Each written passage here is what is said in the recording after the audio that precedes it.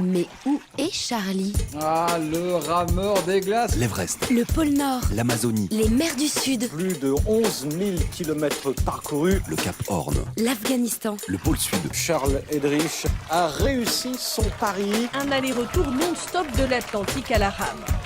Où est Charlie? Aujourd'hui, je suis au milieu des îles du Cap-Vert. C'est une république de 500 000 habitants.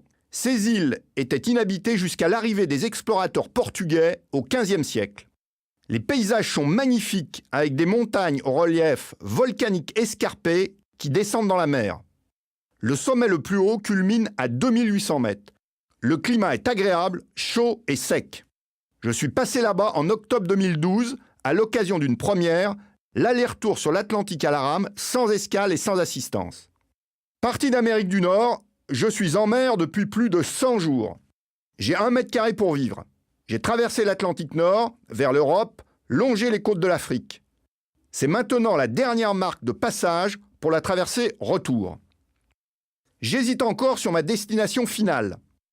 Les côtes de l'Amazonie, la Guyane par exemple, c'est la route la plus courte, la plus directe. Mais je risque d'avoir à l'arrivée une barre infranchissable et des courants très forts, m'obligeant à prendre la remorque d'un bateau à moteur dans les derniers kilomètres. Cette perspective me chagrine et le record ne serait pas validé. Je choisis les Antilles, plus lointaines, mais je pense toucher terre par mes propres moyens. Je suis en pleine forme, dans les eaux chaudes des tropiques, j'améliore mon ordinaire avec des poissons volants qui atterrissent directement dans le cockpit. Je rejette les plus gros, je mange cru les plus petits.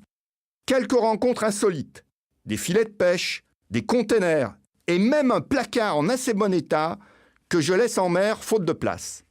Je croise aussi des tortues que je prends dans un premier temps au loin pour des ananas et que j'identifie à leur tête qui dépasse comme un télescope.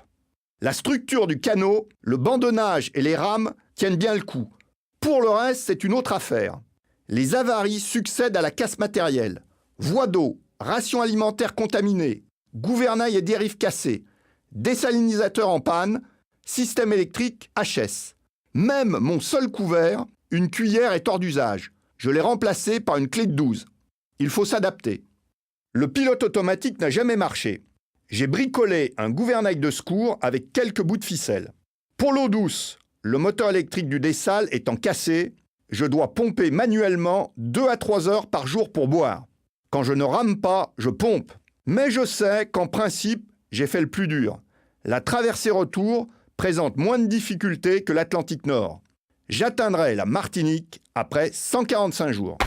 Mais où est Charlie? Première traversée du détroit de Bering. Les mers du Sud, Le Cap Horn, le passage du Nord-Ouest. En autonomie complète. Où est Charlie? Réponse la semaine prochaine. Retrouvez Charlie en podcast sur novaplanet.com.